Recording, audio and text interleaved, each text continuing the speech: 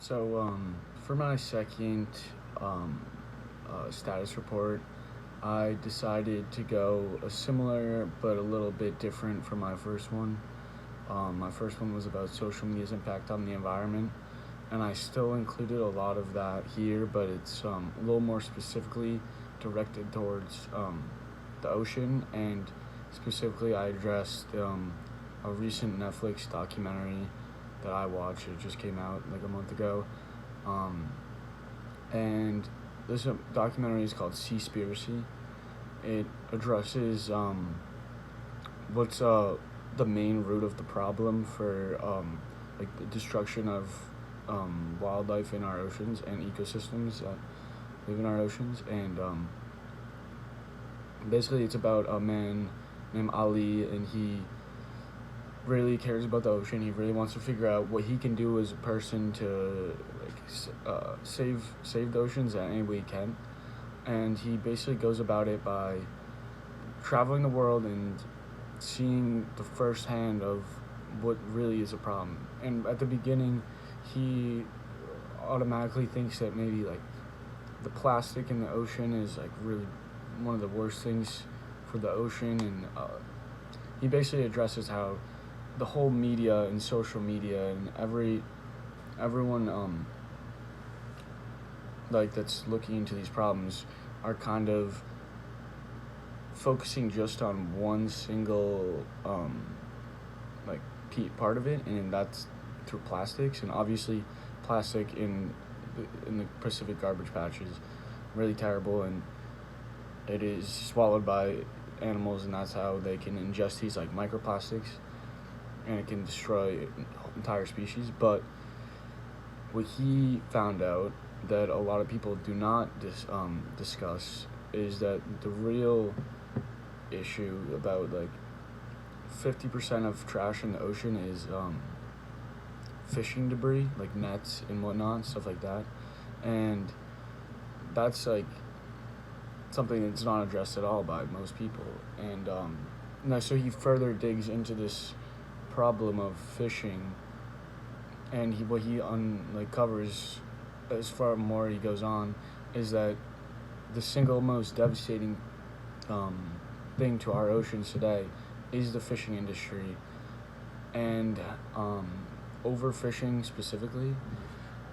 He goes into several different fishing practices, how certain countries and whatnot like can conduct their fishing, and in every single case, it's usually there's a huge problem of something called bycatch, which is when you catch fish that you're not specifically looking for, but they just happen to get either caught in a net or happen to get is caught up into getting caught as well. And these fish don't even aren't even consumed. They just get killed because they are too like they just happen to get into the net as well. And that is a devastating problem for a lot of communities, because they don't even it's not even like that they're like what people are eating, and it's kind of wasteful in many aspects. But he like further delves into all these different types of fishing vessels that they send out, and basically describes them as like killing machines. And they're really like the most efficient way possible to get as many fish as possible. And these boats are traveling the world, going to areas like Africa and the Pacific Islands, where people have been fishing for thousands of years using sustainable small boats, and like nets and spears and whatnot. And these communities are getting completely blown out of the waters, literally, by these massive fishing boats. They're basically like factory boats, where their single purpose is to kill as many fish in a day as possible. And like I said, a lot of these fish aren't even the ones that people are targeting, so they just happen to be caught as well. And this Seaspiracy really, the main takeaway I got, and a really important thing that a lot of people don't address is that a lot of these companies that are claiming like plastics are bad and plastics are the worst for the fishing industries completely ignore the fact that fishing is devastating them, fisheries everywhere, and they focus on stuff like getting rid of plastic straws in order to save the fish, when in reality plastic straws only make up 0.03% of all plastic in the ocean, whereas the fishing industry makes up 50%, and no one's really speaking against this. And what he wanted to do, I guess, like what everyone's first reaction would be is maybe I stop stop eating fish myself, so that way I don't have to be a part of the problem.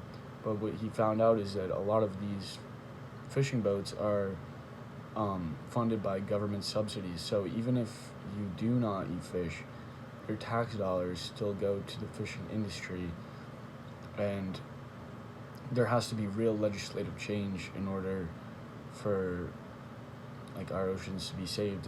If we keep going in the direction that we're at, then like most species of fish we know in the ocean like are going to be wiped out. And it's interesting how, specifically with the social media side of this, you see so many campaigns on social media about plastic and how bad it is, and that's all I ever saw. And I never actually understood how severe of a problem this that fishing was and the fishing industry was. And I think that social media especially can get caught up in a specific kind of like straw man of an argument. In this case, the straw man is plastic straws, ironically, and it's in reality it's not even close to being the number one problem for our devastating our oceans.